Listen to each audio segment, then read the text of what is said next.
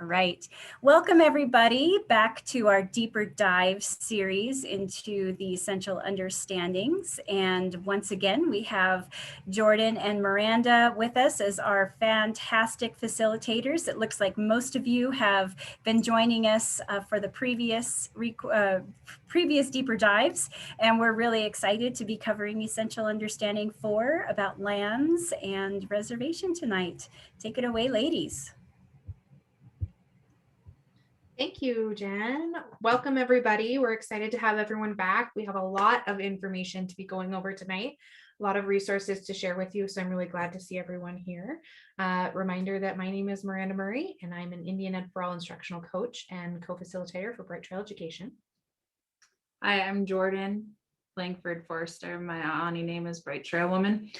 And we want to thank OPI for having us and allowing us to facilitate these webinar series.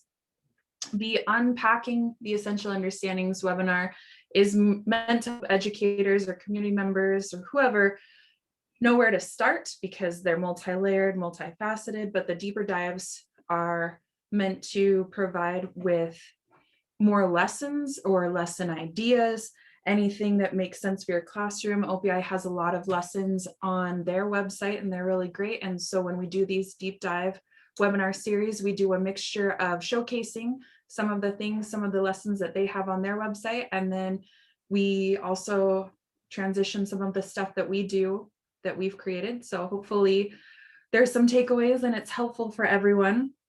Also, when we present something, don't feel like you have to do it exactly how we do it. Just you can modify it.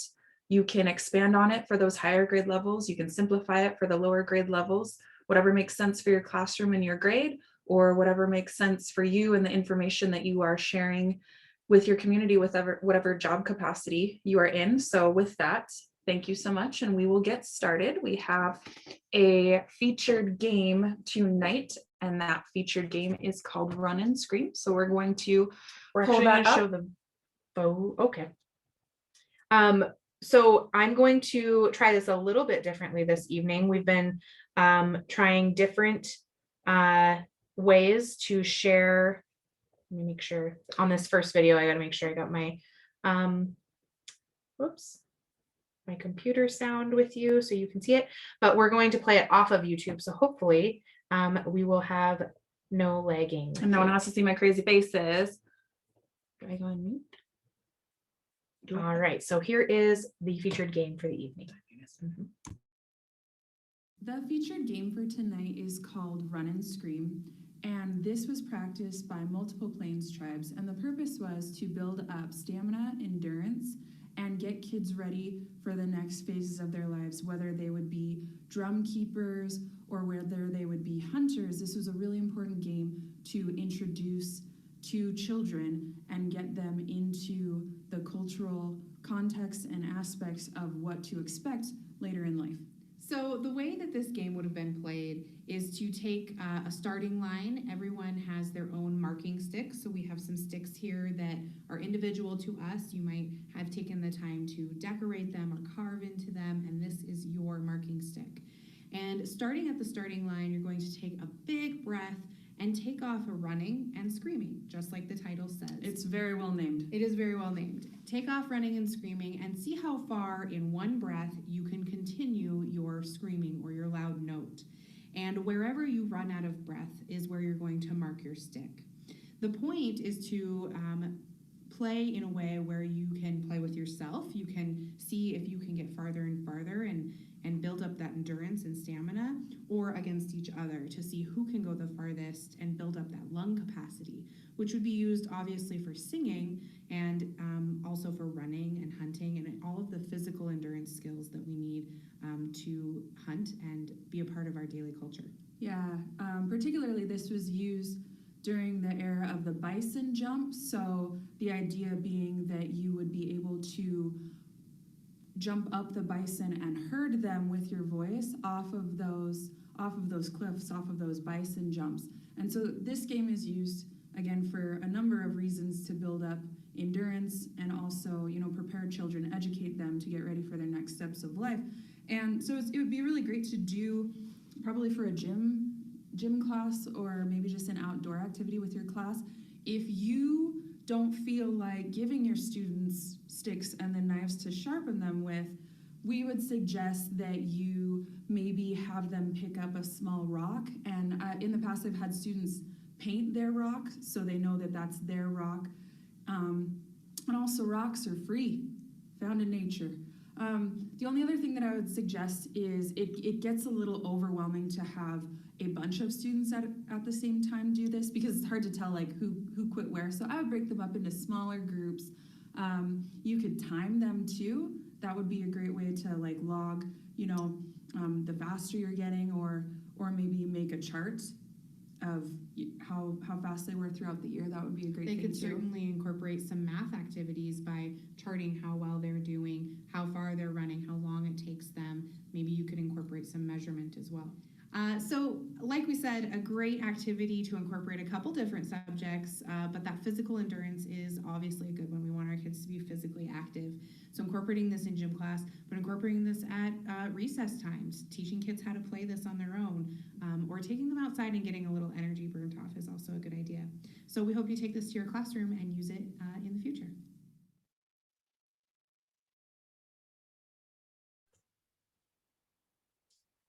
All right.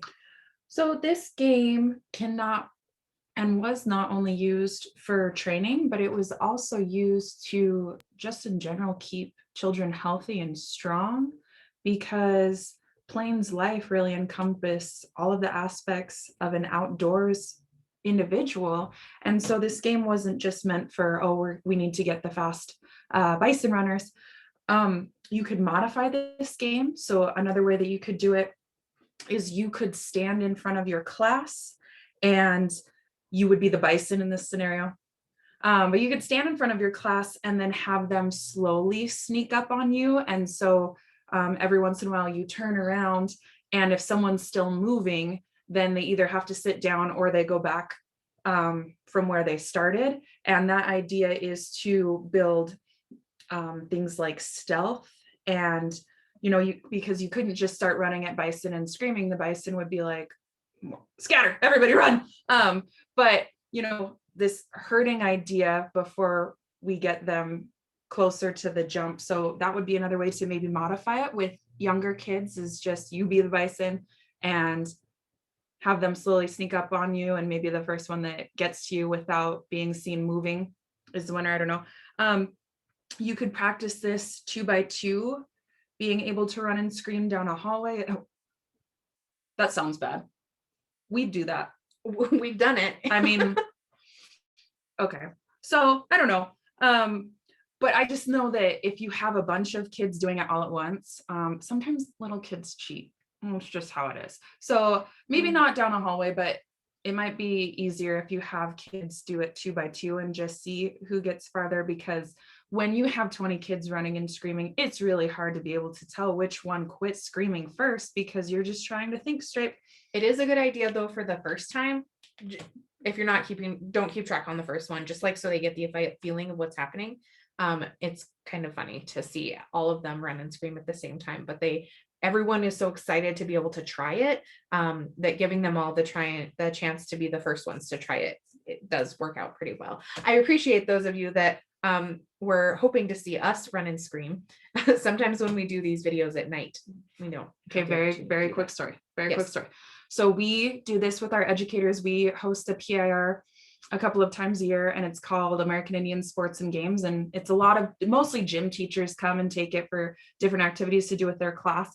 And we have them do it. We demonstrate it for them, but we also have them do it. And it's so funny because adults really get embarrassed easily, and kids are just like, I'm lucky, I'm happy to be here, whatever. Adults get embarrassed really easily. And I always tell the adults, I do not feel bad for you, because I don't know if you folks know who professional sports star Abby Wambach is, but she's a gold medalist. She won a gold medal for the women's soccer team. She's one of my favorite people. She visited Great Falls for this thing that we had called Get Fit Great Falls, and she was one of the speakers at it, but she also toured things that we do, and I was in charge of the run and scream station outside. And my people who are in charge of me and tell me what to do made me demonstrate it in front of her. So that was me. I had to run and scream in front of her. And I felt like an idiot, but you know what? If I can do it in front of world-renowned sports star Abby Wambach, you guys can do it too. I also really appreciate the suggestion on how to make this friendly for all abilities. So if you're doing this in a gym or in a different area, if you have any wheelchair bound students, you could also do this as like a sitting activity where they could just see how long they can hold a note, really making that work for your students. Yeah, thank you for that suggestion. All right, I'm going to share with you now the vocabulary for this evening. Hi, it's us again. We are going to share with you now the vocabulary. Oh, look, I'm making a crazy face. Everything seems normal. Hi, it's us again. We are going to share with you now the vocabulary words that we feel are very important to incorporate when you are having your discussions surrounding essential understanding 4. Reservation. In this context, it means the land base of tribes. Reservations serve as tribal headquarters and homelands for tribal nations. In many cases, these lands have been occupied and under the control of the tribes since pre-contact and since time immemorial. Treaties. These are government-to-government agreements. They are legal documents that establish the rules of official agreements. Tribes sign treaties with the federal government that ensure that they retain certain rights and boundaries and their own sovereignty. Executive order, directives that come from the President of the United States. Statute, a law passed by a legislature or decree by a governing body. By tribes, for tribes. This means that reservation lands were not given to tribes. Again, you cannot give someone something that is already theirs or they are already stewards of. 7 reservations. Montana has 7 reservations in our state boundaries. The Northern Cheyenne, Crow, Fort Peck, Fort Belknap, Blackfeet, Flathead, and Rocky Boys. Discovery Doctrine, also known as the Doctrine of Discovery. This gave title to the land to European Christian explorers. This document has supported the seizing of traditional homelands of American Indians since the colonization period.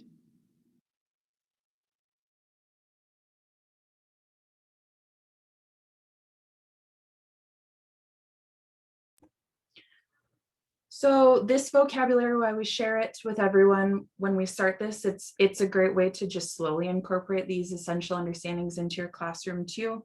And the way that we present it is through an American Indian perspective. So you may see similar or the same vocab in your standards that are already written. And this is just a way that you can introduce it from an American Indian perspective and how it applies to American Indian people. You can work it in everyday conversations where it fits, where it makes sense with your lesson standards. You can turn these into flashcards as well, or have a word wall that you revisit throughout the year.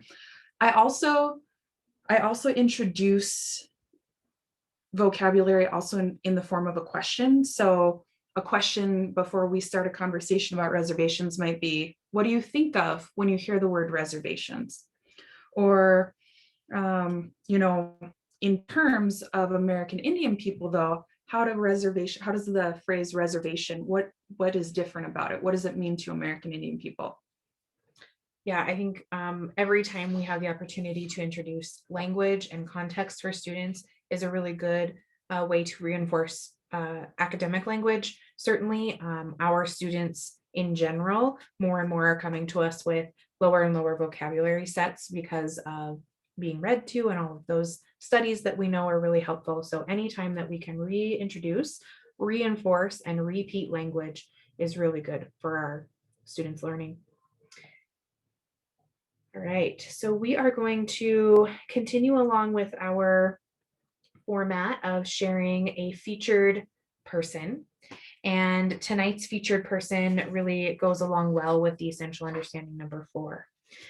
So we are featuring the late Eloise Cobell, or Yellowbird Woman.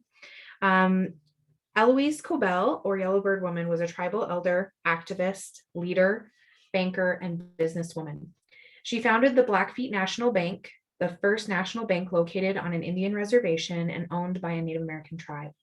In 1997, Cobell won a MacArthur Genius Award for her work on the bank and Native financial literacy.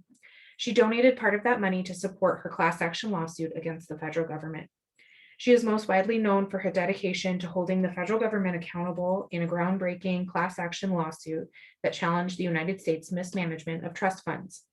In 2010, the government approved a settlement. Major portions of this settlement were to partially compensate individual account holders, to buy back fractionated land interests, and to restore land to reservations. Notably, it also provided for a $60 million scholarship fund for the Native American and Alaska Natives, named the Cobell Education Scholarship Fund in her honor. She served throughout her life as executive director of the Native American Community Development Corporation, co-chair of the Native American Bank, board member for the First Interstate Bank, and a trustee of the National Museum of the American Indian. In 2016, Cobell's work on behalf of Native Americans was honored by an award posthumous Presidential Medal of Freedom by former President Barack Obama. You can see on the screen here, we have the poster from the documentary 100 Years and the cover of the Eloise Cobell OPI lesson resource that Jordan's going to share with you. So this curriculum, it's a DVD and curriculum guide, and it's available on OPI, as Miranda said. It's really awesome. It offers multiple core content pieces and standards. It's recommended for grades 8 through 12. I think in a lot of circumstances, though, you can maybe simplify some of those lessons that are offered. I would recommend that if you haven't seen the film before you show it to your students, you watch the film and follow along the study guide, just so you can make sure that what you're sharing with your class makes sense for their grade level. In this curriculum, what I love about it, there's a section for building background knowledge. So it introduces writing prompts. It gives opportunity for writing and speaking options. There's a section that explains federal Indian policy and the Dawes Act, that act that we discussed that designated 160 acres to Native heads of households and then opened up what they felt the surplus land was for non-Native settlement. So that's why you can be non-Native and be living on a reservation. There's also a section on what to look for while watching the movie and options for group discussion. I would also suggest you get other teachers on board with this as well and plan some of those cross-curricular activities. So this would be really great for an English paired with a social studies unit, especially, but not limited to, because there's other options also featured with this curriculum. Highly recommended, really great.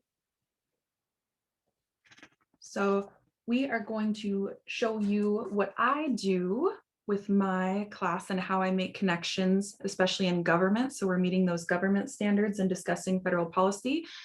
This is also a great way to make sure that your students are paying attention while watching a movie.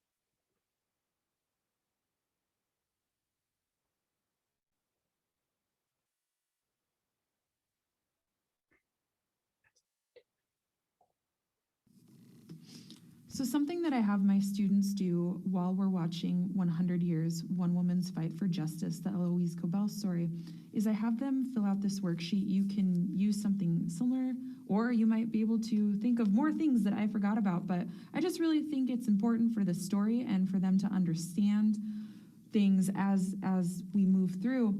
So we talk about, reservations, land held in trust, and they write, what does that mean? We talk about BIA agents and who they are and what that means. I have them fill out these sections for the differences between annuities and IAM accounts, those individual Indian money accounts. Where did it all go?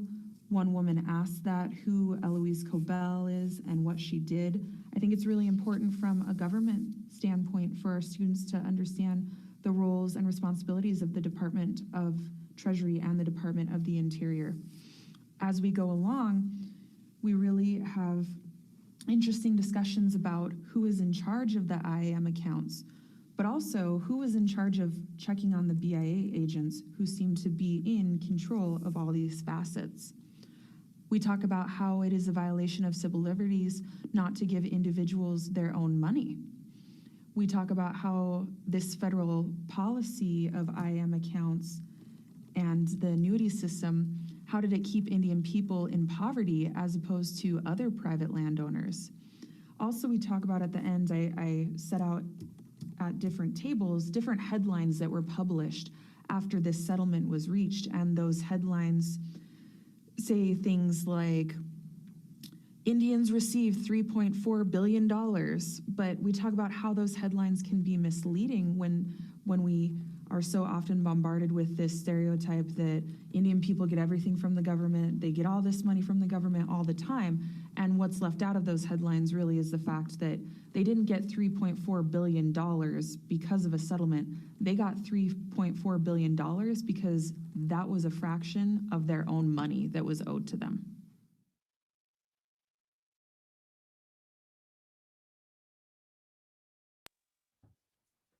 So concepts we also discuss as we're moving through this film is we focus on assimilation and the aspects of assimilation, and also paternalism, when someone else is in control of you in the way that a parent would be in control of you. I use this worksheet because it helps students understand the bureaucracy and also the judicial system.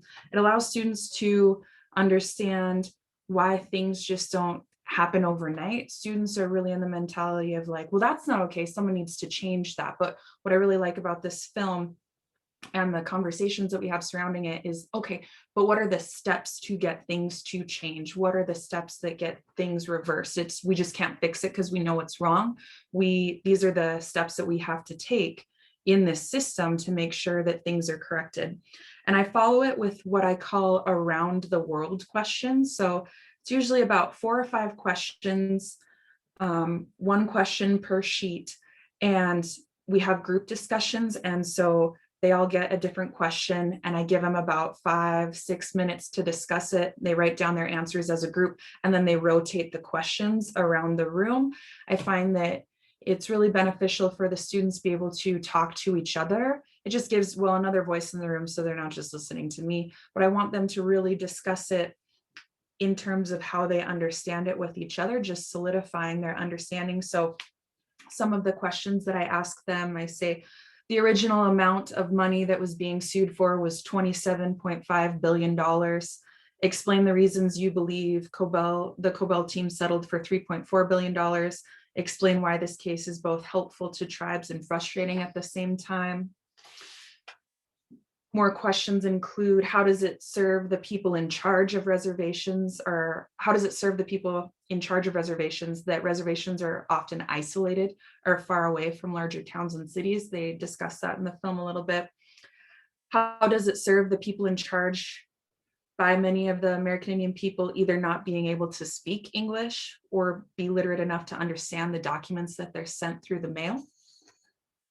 I have a sheet that includes the headlines. I discussed it a little bit at the end of that video recording, but some of the headlines that came out once the settlement came through was the Missoulian posted the Cobell case, final payments arriving in 3.4 billion Indian settlement. The Great Falls Tribune said Native Americans getting final Cobell payments. And the Comanche Nation News said Cobell settlement money on the way. And it's not inaccurate, but the problem with headlines is, they're meant to catch people's eye without really having the obligation to read the full story. And so I asked the students, in what ways are these headlines misleading or harmful to American Indian people? And how do they reinforce stereotypes, this idea that Native people are always getting money from the government, government's always paying for everything, and the information that's left out is that it's not free money or extra money. These people are getting paid back a portion of their own money that was owed to them. We talk about the definition of paternalism, and I have students explain that in their own words, examples of federal government policy, how they've been paternalistic throughout the history of the United States, just things like that, just to kind of further the conversation. And it eases a little bit of tension. It allows students not to be so nervous, because it is difficult when you're dealing with such complex issues that have lasted for a very long time. They get nervous about saying something wrong. And so I would just suggest that have the students talk to each other as much as possible. And if they're wrong, that's okay. You can clarify it when you come back to whole group discussion. But I really like hearing students being able to express how they have processed the information and explain it to each other. I think it's really beneficial for that reinforcement of, okay, so if you were ever having this conversation with someone, how would you be able to explain it to them in a way that makes sense? I want to thank Betty for sharing in the chat how she connects Eloise to Cobell as the great-great-granddaughter of Mountain Chief and uses Fool's Crow to talk about that person. And I really appreciate that, because we've been talking a lot about, and we are going to reiterate it all the time, the amount of interconnectedness you're going to find in the topics that we present in the essential understandings is really important to be thinking outside the box when you're trying to figure out how you're going to incorporate this in your classroom. You don't have to be teaching Eloise Cobell as essential understanding number 4. It can be part of a more multi-layered idea, multi-layering the essential understandings. And so I appreciate that connection. Thanks for sharing that. All right. I am going to share with you an OPI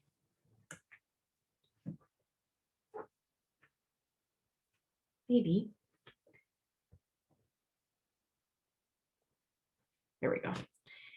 The Zoom is not friendly for screen size. I can't see everything I need to click on.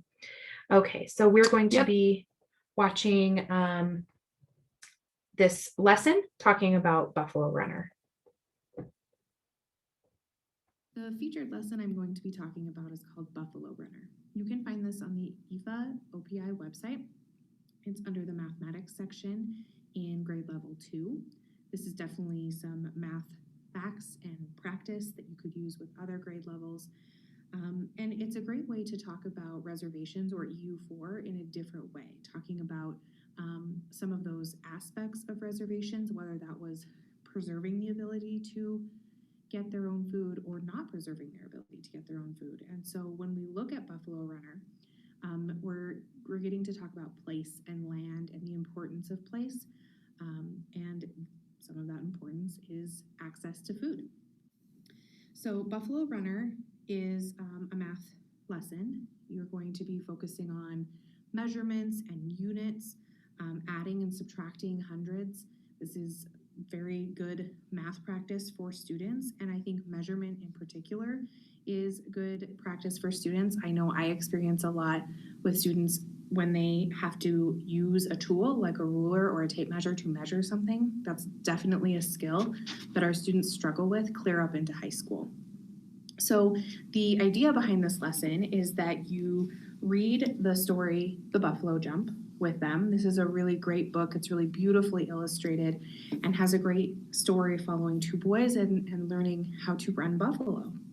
There are some resources in this lesson plan that takes you to some videos you can use and some other books to talk about buffalo jump and running the buffalo.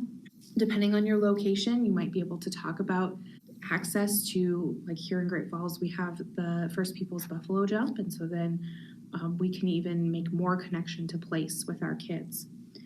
And they're going to get the opportunity to work in pairs. This is a great spring activity if you can take it outside. You could do this in the gym as well.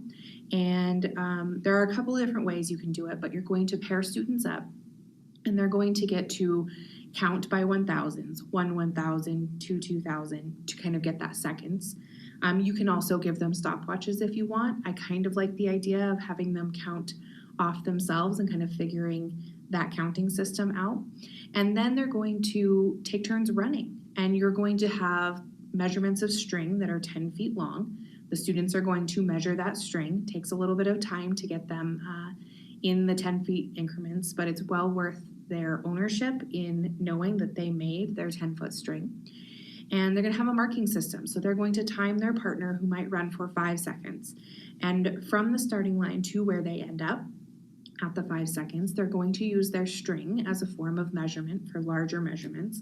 And they're going to measure out their distance. You're going to be able to make some comparisons in math. Everyone's going to take track of how far they were able to run in that 5 or 10 seconds, depending on what you decide as a class or the space you have available for them to run.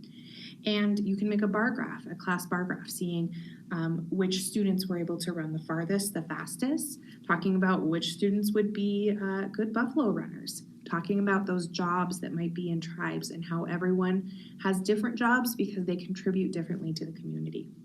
So this is a really great resource. I like the energy that kids get out when they get to do this, and really practicing that measurement skill is super important.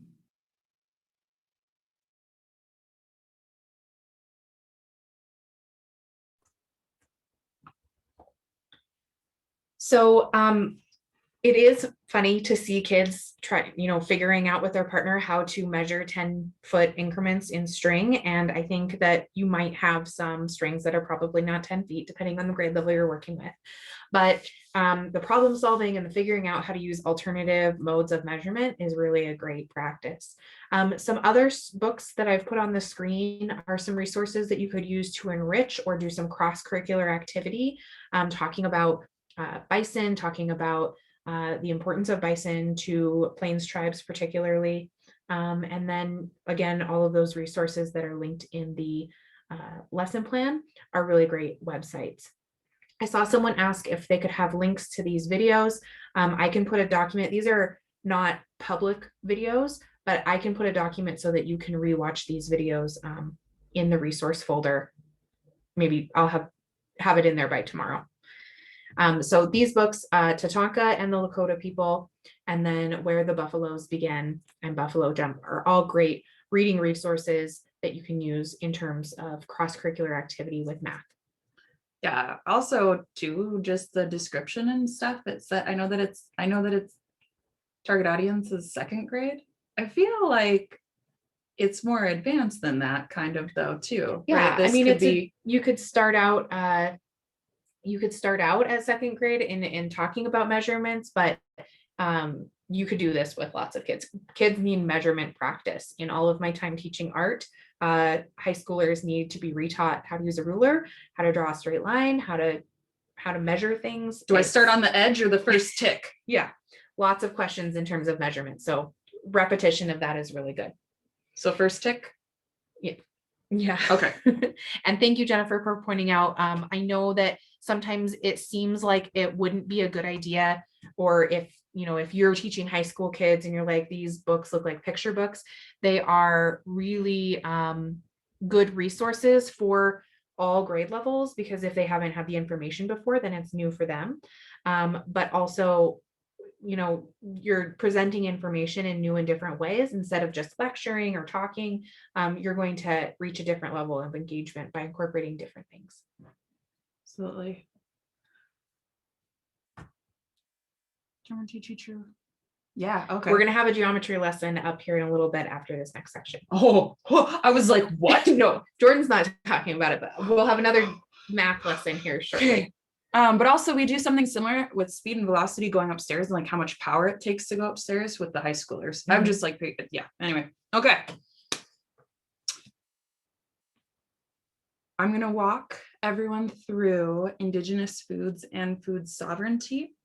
I'm going to present this as I do to my students. I am not trying to sound condescending as I move through this or ask you. I want to be able to demonstrate this lesson to you as I do it with my high school students. I do this as a cross-curricular lesson with our science teacher as we talk about different foods in our bodies, carbohydrates, things like that. So I don't mean to sound like everyone on the other end of our Zoom needs to be spoken to like this. It's just going to be a little slower. I'm going to move through it.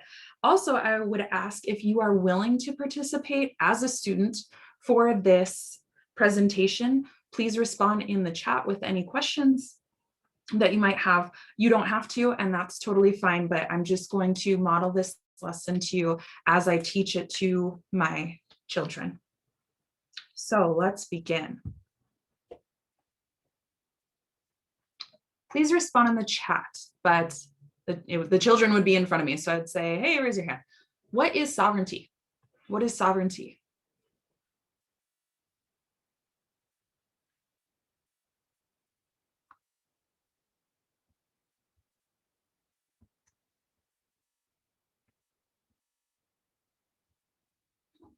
I just showed a slide that said indigenous foods and food sovereignty, and these words usually aren't found together. This might be a little bit discombobulating for students.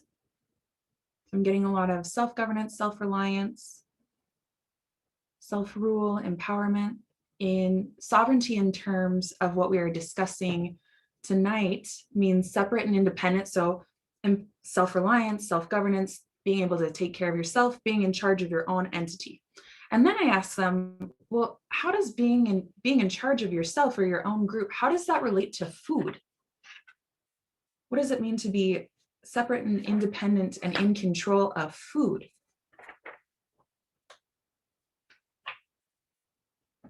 Great. Ability to rely on yourself for food. Okay, excellent. Then I ask, what did American Indians, indigenous people, the population eat before European people colonized the continent? What were they eating before that? Self-sufficient, living successfully for millennia. What were they eating before European people got here? Buffalo, living on the land, corn, wild game, tons of things. Zach, thank you. You're one of those kids. What she said, dependent on the region. Okay, rice, whatever they wanted. Buffalo, corn. Okay, all right. So in anticipation for the bison response, because that's kids' go-to, that's their schema, that's what they've been told, and they're not wrong.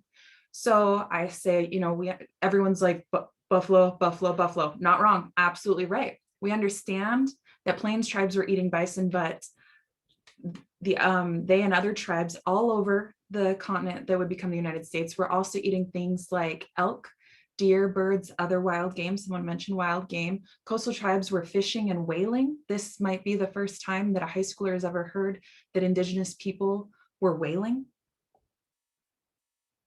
I shared this book with them. I allow them to flip through it and stuff. There's some really good sections. It's really written at a collegiate level, so it's not anything that we move through, but 1491 is the resource that I share with them by Charles Mann, and I let them just flip through it because there are pictures and stuff, but it doesn't mean 1491 like that's the only year that it covers. What it's talking about is what was going on before 1491, because we know that date of 1492 and someone sailed the ocean blue, but it's really important to remember the success and the thriving of these tribes, what they were experiencing before that 1492 date. So 1491 is a combination of historical and archaeological discoveries that they've made. And I explained to the students that tribes developed sophisticated forms of irrigation. They were also farming. And I might ask them, what is irrigation? What we see that here, especially in Montana. What is irrigation?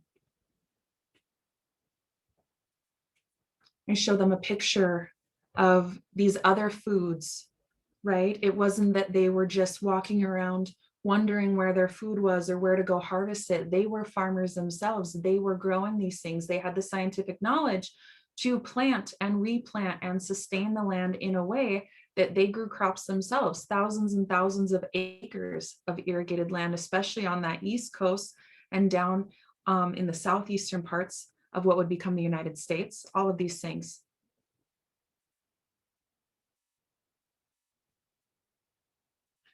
I take a revisit to that treaty period.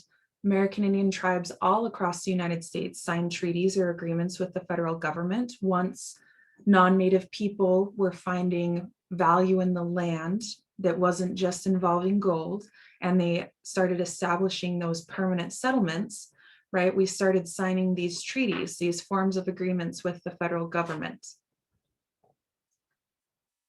During the treaty period, tribes were moved to specific tracts of land called reservations. So you had the first round of treaties that were established. Those were those big, giant areas, or the colorful areas, excuse me. Those were the first round of treaties. But then those treaties were revisited and revised, again, once those resources changed, that value in the land changed, and more non-native people were establishing permanent settlements. So if we look at this map, We have Blackfeet Aani.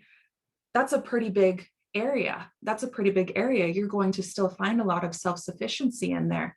Same thing with all of the tribes that are featured here on this map, right? You still have the ability to move, to be self-sufficient, to go out and find the things or plant, be able to go on those hunts, be able to be sovereign in the way that you take care of yourself and your people. And in exchange for ceding that land or giving up those big colorful areas to what we just saw, those red areas, tribes were promised annuities or annual forms of payment. Examples of annuities are food, healthcare, education, equipment, specifically farming equipment, housing, and sometimes money for the land. Usually that was a one-time payment. It's important to remember that not all treaties promise the same items. So I get questions at this point. Students say, well, why are they promising them food? When reservations were established, that was the place for Native people, right? That's where they stayed. They didn't have the ability to move based on the season or where things were growing or what time of year it was. That was the place that was considered theirs. So if you no longer get to move freely in a sovereign way to harvest specific vegetables or berries or anything like that, it would make sense that the government said, well, we will subsidize your food in a certain way. We will make sure that part of your payment for seeding this land is something along the lines with food, and the same with healthcare. You know, if the nearest clinic is off the reservation, you no longer have the ability to harvest those traditional medicines and have a traditional healthcare system for yourself, ways of healing. It would make sense that the government would say, okay, we will bring healthcare to you, right? And so we're specifically talking about food tonight, though. So the food the government agencies began to give American Indian people was much different than their traditional diet. Again, they lost the self-sufficiency to move freely off now what was designated their land. And so you're kind of stuck. Okay, well, what are we going to do for food? And the government says, don't worry, we'll take care of it. So a lot of the foods that tribes began to receive consisted of white flour, starch, and simple carbohydrates. That's where the science teacher comes in. We talk about the difference between good fats and bad fats, lean protein and fatty protein, things like that. And this processed diet was definitely not the healthiest. And I share with them it can be found in a lot of our popular foods today. So things like bread, cereals, pastas, potatoes and beans, and not all of these are bad, but now this is replacing the majority of your food, right? So these things in moderation aren't all bad, but when it now becomes the majority of what you have access to, then we're going to start seeing some health issues. We're going to start seeing some health issues with that. So then I ask them, is fry bread a traditional food?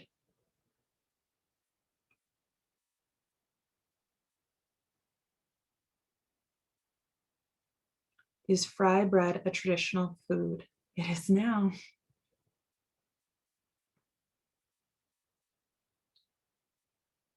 Okay, so I'm seeing a lot of no's. No. And students are shocked to hear this because now culture has changed and evolved over time in a way that it's one of those staples. Powwows, Indian tacos, it becomes one of those staples. And in a lot of circumstances, that's all they've ever known. It's always been around. And so when you say, no, actually, it's not, if we're talking about since time immemorial, it's not a traditional food. I do add the caveat that although fry bread is a fan favorite, it was originally created when tribes were moved onto reservations and only given oil and flour as a part of their stipends or their annuities. So tribes like the Navajo got lard, which in some cases they were used to cooking with, or like oils, and this white flour. And this is the first time it's been introduced. So what do we do with this? They ended up mixing them together.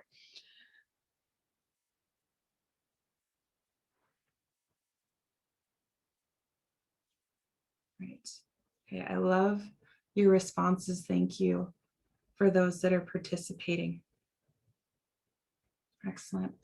Something else that I also just want to head back just for a second. Something else that I also talked to them about is that I don't think that there was a lot of malicious intent necessarily. It would make sense that you're transporting things like white flour, things with a lot of preservatives in them, because if they have to travel A long shelf life. a long Yeah. way, you're going to have foods that keep for a while. It's not the best food, but also Americans at the time, they were used to that. And so they didn't understand that not everybody eats that. And tribes are like, What are okay, these things? all right. But something beautiful was created from that. And I know that we discussed this during Essential Understanding 3, but this fry bread book is a great articulation of how fry bread has kind of morphed into American Indian culture. It doesn't promote fry bread as being traditional. It talks about family connections and making things together. There's a really great spot in the back of the book that talks about recipes. There's notes and additional references too when you're talking about fry bread, but also, letting kids know that culture evolves and changes over time. We strengthen each other to learn, change, and survive is one of the messages in this book. So I have the students read that as well. So it's a fan favorite. Everybody loves it. Yeah, and the resources in the back really are ways to take the conversations, definitely in like secondary level resources.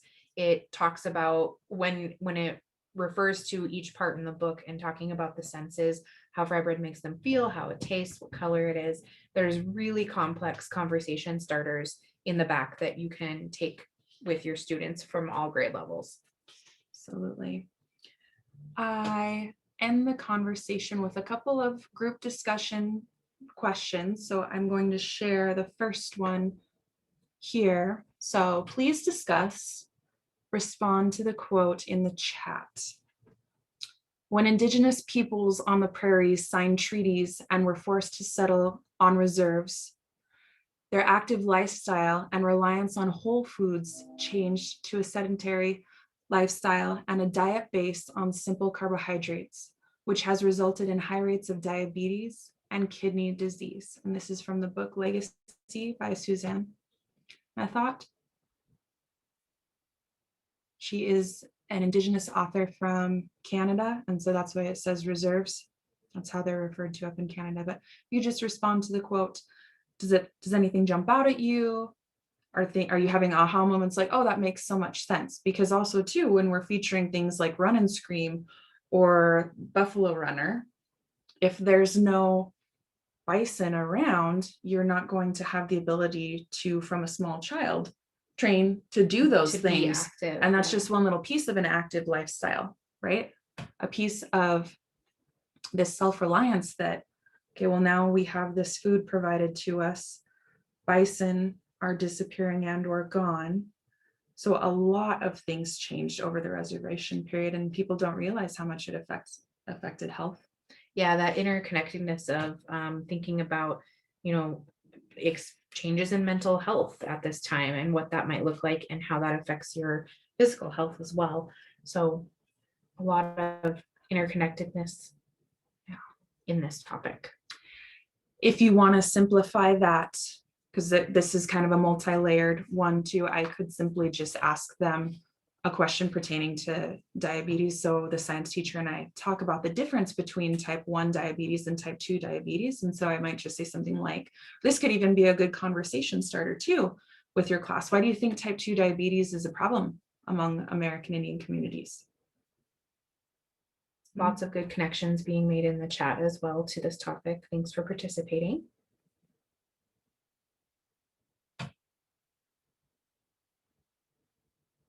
Yes, the answer could be lack of food sovereignty. Or part of the end. Absolutely. And food sovereignty, it's becoming more known, that concept.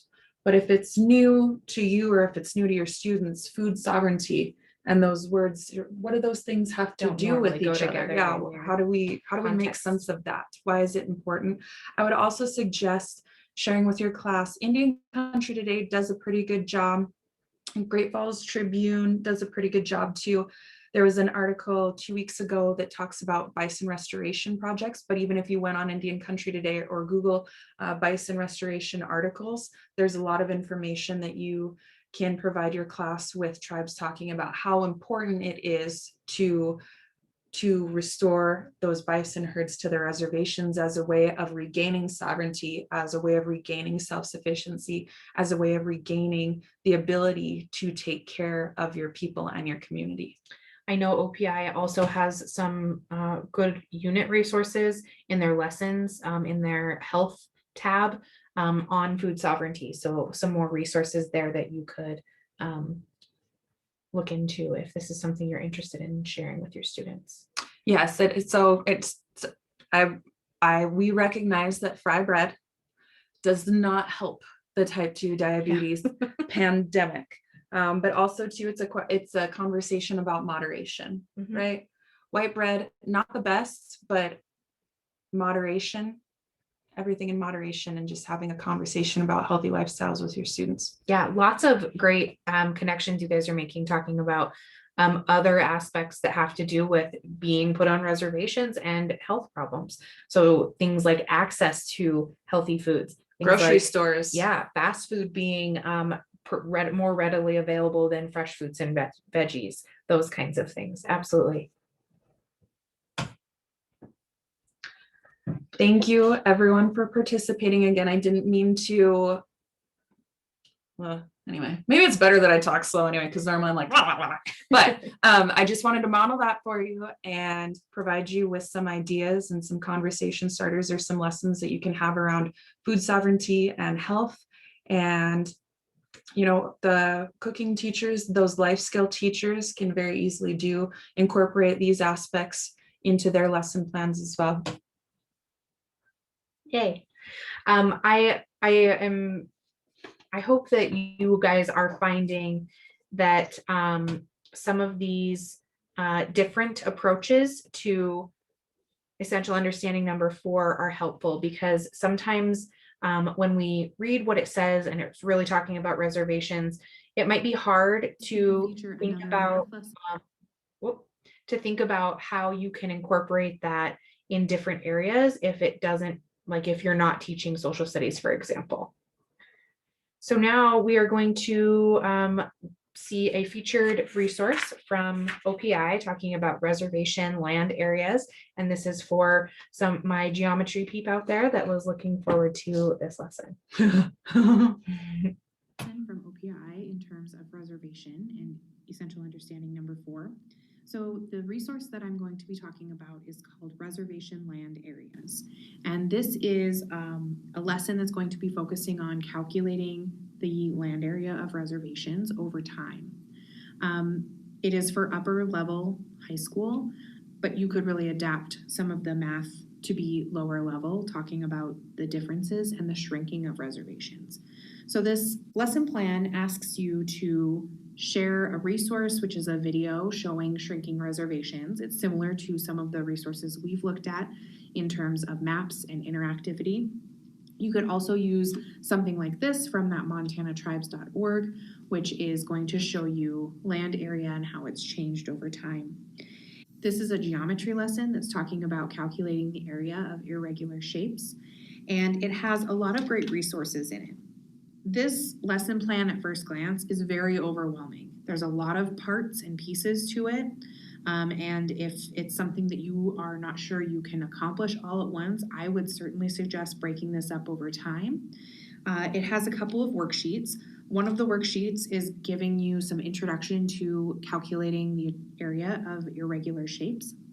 Obviously, our reservations aren't perfectly shaped, so they're going to be needing to learn a little bit about how you figure out, how you problem solve, how you break it down into other shapes to figure out that area. It also has some answer keys for you as the teacher to talk about some of the problem solving questions if you are looking for some more guidance in how those questions might be answered. One of the things I love about this lesson is that it's really challenging students to think outside of the box in terms of how they're approaching math, but it's also challenging them to really take in that understanding of how area of reservations has changed over time. This would be a cool collaboration project if you're in a position to be able to collaborate with other teachers.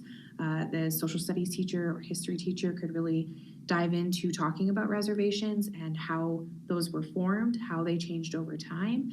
And then in math, you can kind of take a deeper look at that and really see some numbers. Because I think when you are faced with the numbers and the change, it's really impactful. I think for lower aged kids, in terms of math skills, you could really provide them the area and talk about those subtraction of that area and what they lost to achieve the same understanding in more applicable math standards. It also comes with a worksheet that has quite a few questions talking about how you are problem solving, what you decided to use, giving a lot of control to the students to figure out what works best for them, and then coming together as small groups and comparing their answers, figuring out whose system worked better. I think this is a good lesson for math. Sometimes it's hard or abstract to incorporate math into IFA, and this is a great example of how you can do that.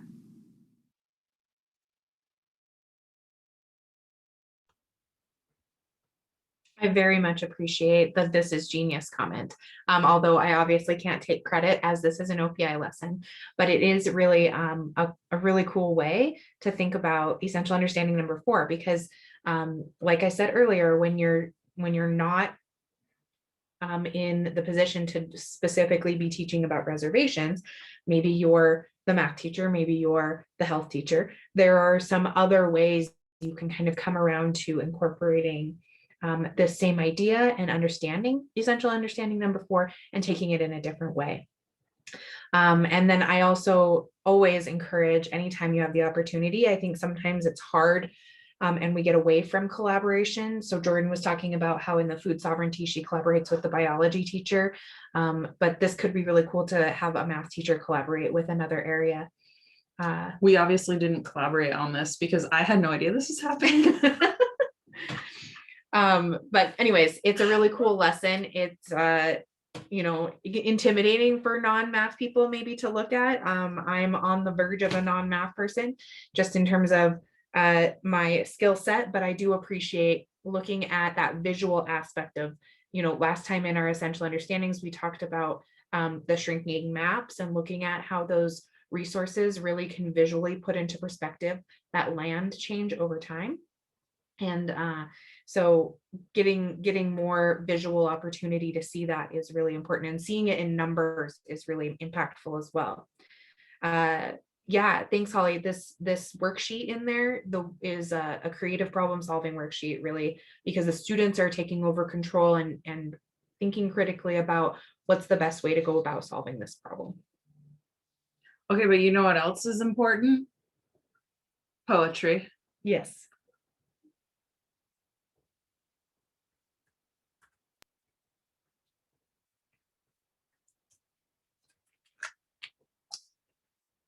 This poem, Birthright, is the title of Birthright Born into Poetry, the collection of Montana Indian poetry that I shared a couple of weeks ago. What I love about this collection is you can do so many things with it. So I have some things highlighted on here. I'm going to give you a couple of moments just to read through the poem, and then I will talk with you about how I share this with my class. But it's a great example of Native perspective of reservation land, and this is involving Fort Peck specifically. So I'll give you a couple moments to read, and then we will discuss a little bit.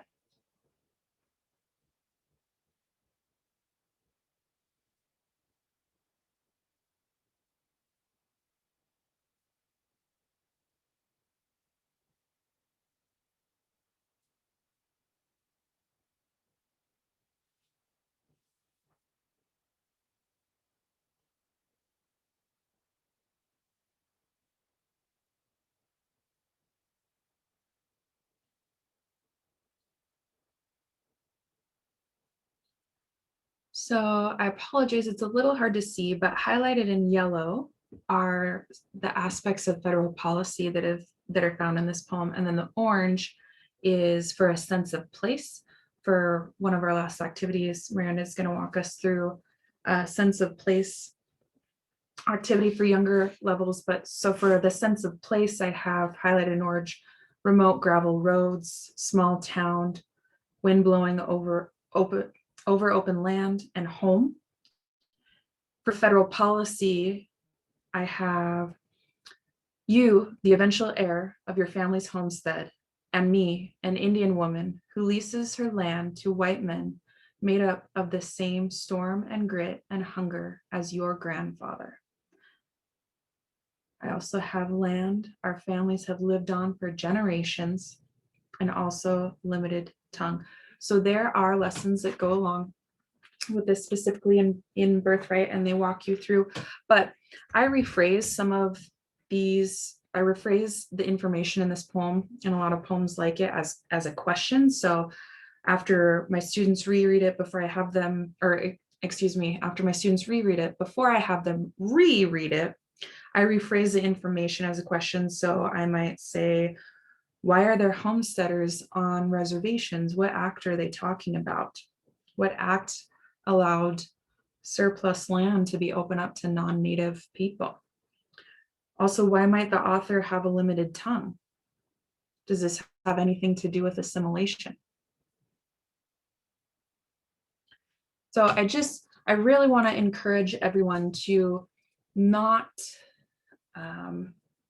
consolidate certain lessons just because they fall under more so a specific core class like English. So there's a lot of federal policy in here.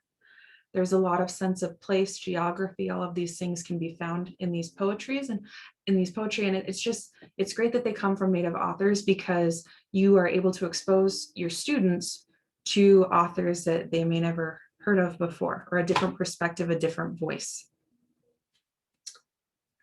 And we have one more video to share with you of an activity that Jordan does in her classroom that I think you'll find very useful.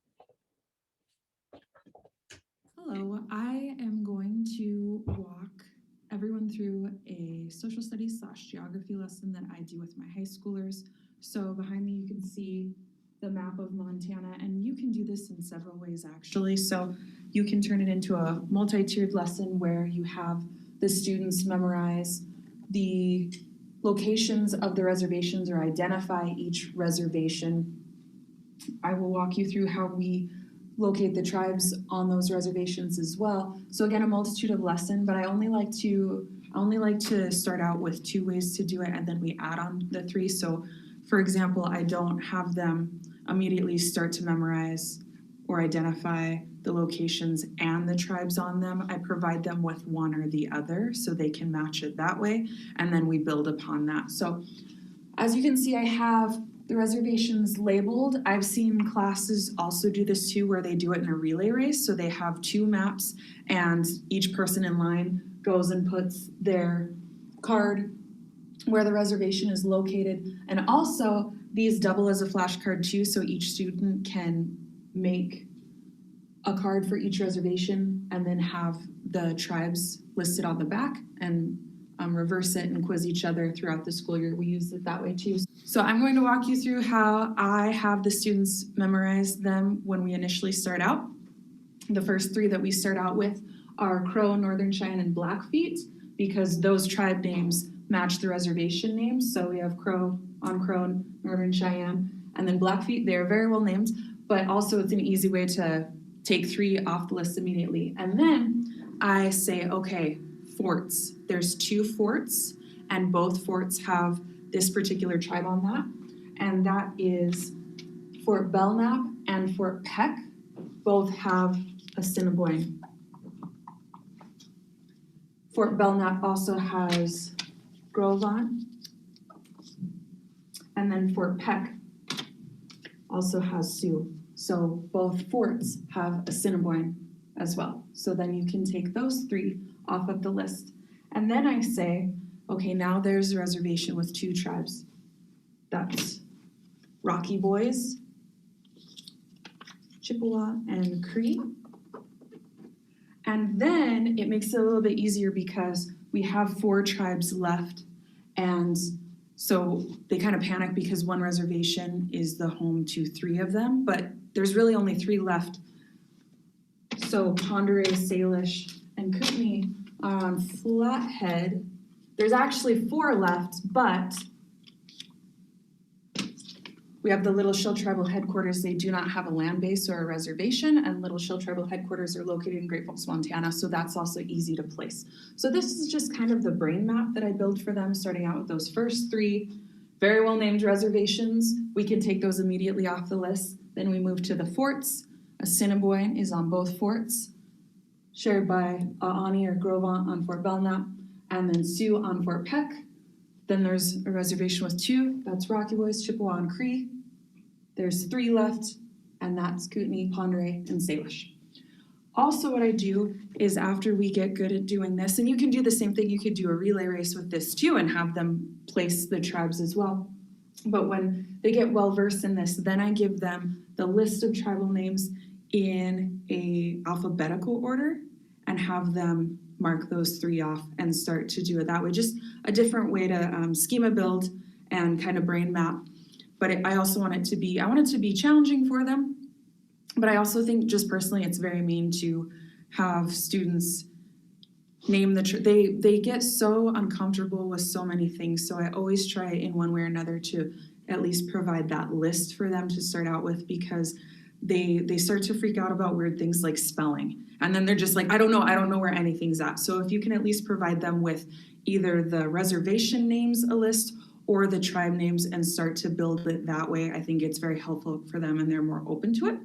So that's just my suggestion, but this, you can also project this onto your wall too and just have them come up to the whiteboard, however you want to do it, but this is really great. And then we can start another step further too, is we can revert to that tribal, what the tribes call themselves, that resource on the OPI website, and you can start replacing these names, these English and or government given names with what those tribes call them, and just, kind of make it a little bit harder that way.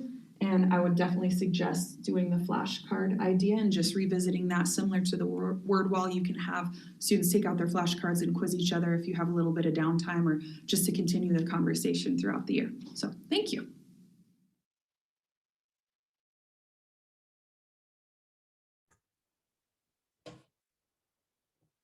Do I talk with my hands a lot? Does anybody notice that?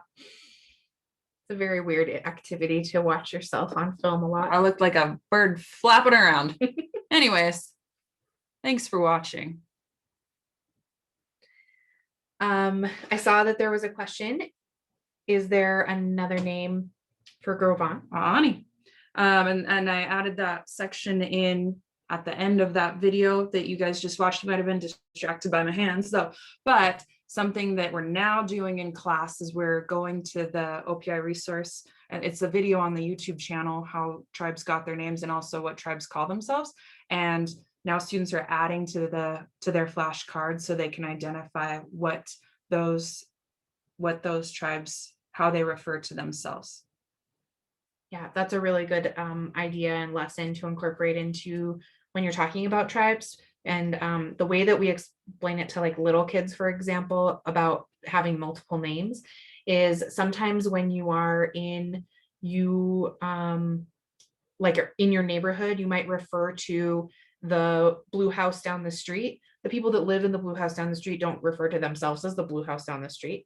They refer to themselves as their own names. But we have names that we call each other that don't align with that sometimes. And so that's how I explain that to little kids. Ooh, the ball toss idea is a good one. Yeah, that is a good one, because a lot of times, sometimes when we're talking with people about place-based lesson plans, sometimes it's hard for some of these reservations because they're not necessarily on places that were important to them. They're in different areas than their traditional lands. And so sometimes that's hard. So that would be a great activity to really talk about reservations that aren't in their traditional homelands. Alrighty, let me share my screen really quick. I'm going to share with you another activity that is based in place. So we were talking about with birthright, talking about how important place is. And so I'm big on structure in terms of giving kids, setting kids up for success. So this is the second planning sheet you've seen from me, or maybe the third. But I think it's really helpful to give students a clear directive of where they need to go and to plan before they get to their writing or art project, which is what this will be a combination of. So when we're talking about place, which is part of the reservation conversation, is talking about Indigenous people's connection to place, connection to the land, being stewards of the land, and that sense of belongingness that comes from a specific place. So a way that you can incorporate this in your classroom, and you can do this a couple different ways. I'm going to talk about 2 different ways to accomplish this. This is a writing activity incorporated with an art activity, because I always take the opportunity to do those hand in hand if I can. But you can either, depending on your group of students and what makes sense for your classroom, you can either have students talk from experience, talk from research, or talk from an individual sense of identity. So this is a poem exercise where students are going to use their senses to really talk about place. And so in this planning worksheet, on this version of it, it says add 3 to 5 ideas that you could find in your favorite place. If you were to do this as kind of a research project, or if your kids have experience and they want to do this from a reservation direction, my example on the next slide is a combination of both. You can have students research and what they might be able to see, even if they haven't been there, what they might be able to see based on landmarks that might be on that reservation, or the type of area that they're in, what they might be able to hear, and kind of explore those senses and explore research from a different perspective. So I've filled this out based on my favorite place as an example, but it's also based on a reservation, because my favorite place is located on a reservation. And so I've gone through and I've put in a couple of ideas of the things that I think of when I'm thinking about these senses and I'm thinking about my favorite place. So the favorite place I'm thinking of is my grandparents' farm. It is located on the Fort Peck Reservation. And so when I'm taking my planning sheet, I've gone through and come up with my ideas for each of these. I can give younger students a very specific structure when we are talking about poems. This could be turned into more of a writing exercise. They could have a descriptive writing activity talking about their favorite place. So I've put this in kind of a poem format where I'm using those different ideas I came up with to talk about place and to talk about the specific place I have in mind. So I'm thinking about the things I can see. I'm using descriptive language. I am coming up with adjectives and descriptions that might be indirect or direct. You can talk about that depending on the age level you're working with. Older kids, it's cool to show them how to use indirect language that leads your reader to the same conclusion without being as specific. And so talking about these different senses. And then the art project that we do alongside of this is we have them, this is a watercolor, so we have them watercolor the place that they're thinking of. So this would be the view of my grandparents' farm from their front yard. So I did a kind of quick abstract watercolor, and then they can write their writing or their poem over the top of that work. And so you're really connecting place with identity. And it's really a great way to bring those 2 ideas together. And of course, anytime I can, I'm going to have students write and really reinforce language. You hear me talk about language a lot. It's an important thing to me. And then express their sense of self-identity as well. Yeah, Miranda made this. She's an artist. So thank you for considering this as part of something you might want to do. And figuring out how you can adapt that to a classroom activity that makes sense for you. So we're at that time again. If you've been with us in the deeper dives, you know what the last activity entails. Okay. So first, I want to ask those mnemonic devices. So the 1, 2, and 3. Can anyone respond in the chat? The symbol or the way of remembering essential understandings 1, 2, or 3, or all of them.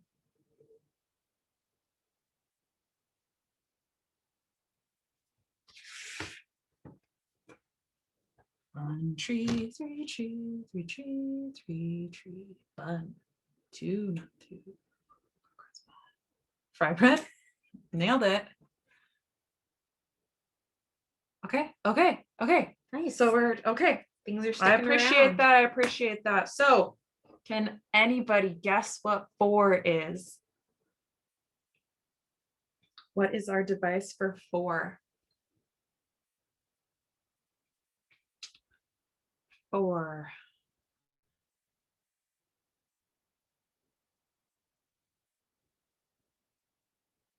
Oh, okay. 4. Food. 4 food. Map. It's the same for everyone. That's funny. I love it. I love humor Interesting at the end of my connections. day. My favorite. On the floor. Okay. I made something too. Miranda made this. She's an artist, but I made something too. And I haven't had any formal training like You're Miranda. also an artist. Or door. So 4 rhymes with door. The reason door is the symbol for EU4 is because when we think of our front door, we think of our home base. And the summary of Essential Understanding 4 is that through treaties and other agreements between governments, reservation land is land reserved by tribes for tribes. How do we explain this to others? You cannot give someone something that already belongs to them or a place that was already occupied. Indigenous people were already living here successfully before reservations were created. So I'm going to go through 4 and then we'll take a look at our worksheet. 1, bun. 1 rhymes with bun, in this case, hot cross bun. So that is our symbol. The summary for Essential Understanding 1 is diversity among tribes. The reason a hot cross bun is our signal or symbol is EU1 because a cross today is associated with religion. How do we explain this understanding to others? Tribes differed in religion. To teach religion, tribes spoke different languages. Tribes lived in different locations, so they have different resources that affect their practices and traditions and beliefs and governments. Also, because tribes have different locations and practices, they have different histories, homes, and different uses for things. 2, no 2. 2 symbol or signal is no 2. The summary for Essential Understanding 2 is diversity among individuals. How do we explain this understanding to others? Individuals differ in appearance, beliefs, location, and experiences. There's no generic American Indians, just like there are no exact copies of anyone. A lot of differences and ways we can explain it to others can be interchangeable for Essential Understanding 1 and 2. 3, tree. 3 rhymes with tree. The summary for 3 is culture is alive and well. When I think of culture, I think of trees. Culture is like a tree because there's parts you can see and parts that are less visible. Culture and trees are seasonal. You can see different things, different parts at different times. Cultures and trees reproduce. There is a transfer of some things or all things. Culture and trees are resilient and can withstand. Culture and trees evolve and change over time. Culture and trees can be replenished. Culture goes far beyond powwows and the regalia that are visible. We still smudge with ceremonies, harvest, games, songs, language, prayer, and much more. 4, door. Land reserved by tribes for tribes. We are going to offer a little quiz once we get to 7. And there will be prizes available. So I hope that this is helpful or a way that you can, when you're funneling through content and you're trying to decipher what's good content, if you can keep these things in mind, just use easy way to understand them when you're deciding what should I introduce to my class or what books should we read. If they are fulfilling some of these essential understandings, then it's good stuff. And I have the worksheet. This is available in the documents. Yeah, so in your participation resource folder, when you click into that, there is a folder for every essential understanding that we're doing. This is before the individual folders so that you can see it applies to all 7 of the essential understandings, but it's a good way. I really see how successful this is with Jordan's students. They are really able to recall and talk about the summaries and remember exactly what the essential understandings are talking about. I forgot to also mention that the planning worksheet for that place poem is also in your resource folder for essential understanding number 4. So before we go tonight, I know that Jennifer has some instructions for you, some links and feedback and stuff, but we're hoping that some of you can respond in the chat. Anything that you particularly found helpful, anything that you're going to take back to your classroom that you feel like applies, or you could expand on it or maybe simplify depending on what grade you teach. Or maybe if you just have a new insight on how to explain some of these essential understandings to others would be great as well. You can also ask questions if you have those. The descriptions you read also in the folder, they are not in the folder. I could probably journalism, food service, trust fund. Sorry, I'm reading out loud. No, that's totally fine. I was smiling because I apologies. just saw someone. It always gives us warm fuzzy feelings inside when you say, I'm going to use this. This is helpful to me, because that is really reinforcing that what we're sharing with you is information that's helpful. But feel free, you don't have to just tell us good stuff. So when you go to the Yeah. when you go to the feedback survey, if you're like, it didn't really work for me, let us know that too. We can take it, and we want that honest feedback because it really does help us. We really read that every week and take it forward with us. So if there's something that somebody has specific questions on or something that they want more information on, we try and incorporate that as best as we can. Can you share our email, please? Miranda's Yeah. going to throw up our email and contact information. We had a lot of responses last week. We didn't quite get to them all. So if you have more questions from tonight's talk, or if we haven't gotten to you, you can send an email and just say, hi, it's me. Please answer my questions. Or Yeah. if you have any other questions. This is also available in the resource folder, our information. If you think of it later and you're like, oh, I should ask that question. We appreciate the interaction. Definitely. I also saw a good connection that we didn't get to talk about earlier in terms of the shrinking reservation landmass size, that someone had an idea of using that with percentages, which is a great idea, calculating percentages and what's left over, what percentage of the reservation is left compared to maybe those original treaties, land bases and land areas. Really great connections. I'm really enjoying seeing you guys make connections to the work that we're sharing with you and come up with ideas as to ways this makes sense for you. Because if you are attending a presentation like this and you are seeing lesson plans and you're like, this is not going to work for me, I don't know how to put this in my classroom, then it's not helpful. So we're glad to see that you're making connections to the work we're sharing.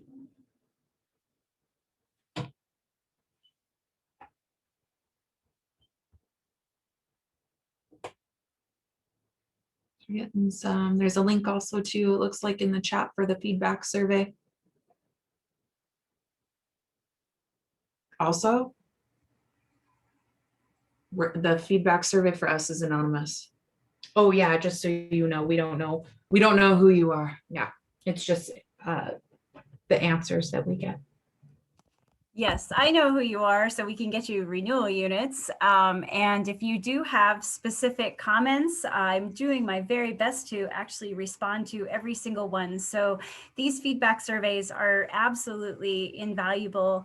Also, I'm going to use the example of food sovereignty. Someone was, they're teaching family and consumer science and wanting food sovereignty resources. So mention that to Miranda and Jordan, and they're being incredibly responsive with that feedback. So it is really valuable. If you need anything, though, please do email me.